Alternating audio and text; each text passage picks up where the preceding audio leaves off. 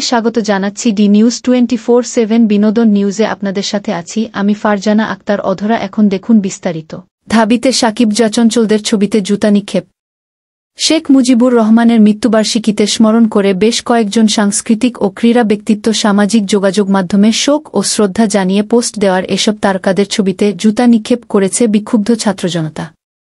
15 আগস্টে নিজেদের social media আইডিতে শেখ মুজিবের প্রতি শোক ও শ্রদ্ধা জানিয়ে পোস্ট দেওয়ার পর থেকেই নেটিজেনরা প্রতিক্রিয়া দেখিয়েছিলেন। বিকেল 5টার দিকে ঢাকা বিশ্ববিদ্যালয়ের ঢাবি, টিএসসি ও রাজু ভাস্কর্যের পাশে বিপ্লবী ছাত্র পরিষদ জুতা নিক্ষেপ কর্মসূচি পালন করে। রাজু ভাস্কর্য সংলগ্ন মেট্রোরেলের একটি পিলারে একটি ব্যানারে 30 জন তারকার ছবি টাঙানো হয়। কবি সাদাত হোসেন সহ বহু তারকার ছবি টানানো হয়। ব্যানারের শিরোনামে লেখা ছিল কালচারাল ফ্যাসিস্টদের বয়কট করুন।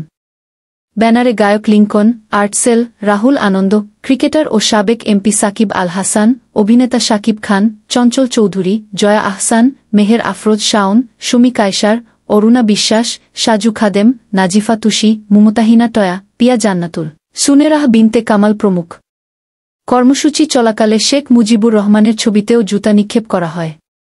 এ সময় স্লোগান ওঠে, জয়া আহসানের 2 গালে, জুতা মারো তালে তালে, চঞ্চলের 2 গালে, জুতা মারো তালে তালে, শাকিব খানের 2 গালে, জুতা মারো তালে তালে। আয়োজক বিপ্লবী ছাত্র পরিষদের আহ্বায়ক আব্দুল ওয়াহেদ অভিযোগ করেন, 15 আগস্ট 2024 সালে যখন শেখ হাসিনা পালিয়ে যান, তখন এ সেলিব্রিটিরা চুপ ছিল। অথচ এবার 15 আগস্টে ফেসবুকে পোস্ট দিয়ে আওয়ামী লীগকে নরমালাইজ করতে চাইছে। মুজিবকে ঢাল বানিয়ে আবার ফ্যাসিবাদ ফিরিয়ে আনার চেষ্টা চলছে। তিনি আরও বলেন, ভালো মুজিব বলে কিছু নেই।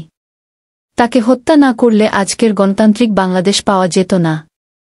একাধিক অংশগ্রহণকারী বলেন, বিগত 1-6 বছর সরকার শুধু রাজনৈতিক অর্থনৈতিক নয়, সাংস্কৃতিক ফ্যাসিজমও কায়েম করেছিল।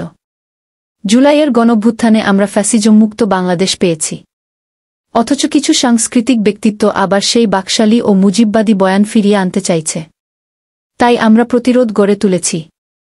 এর আগে শুক্রবার শেখ মুজিবুর রহমানের মৃত্যুবার্ষিকী উপলক্ষে বিভিন্ন তারকা নিজেদের ফেসবুক পেজে শোকবার্তা প্রকাশ করেন।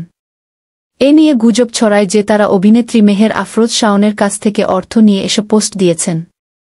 আমাদের নিউজ দেখার জন্য ধন্যবাদ। এতক্ষণ আপনাদের সাথে ছিলাম আমি ফারজানা আক্তার অধরা।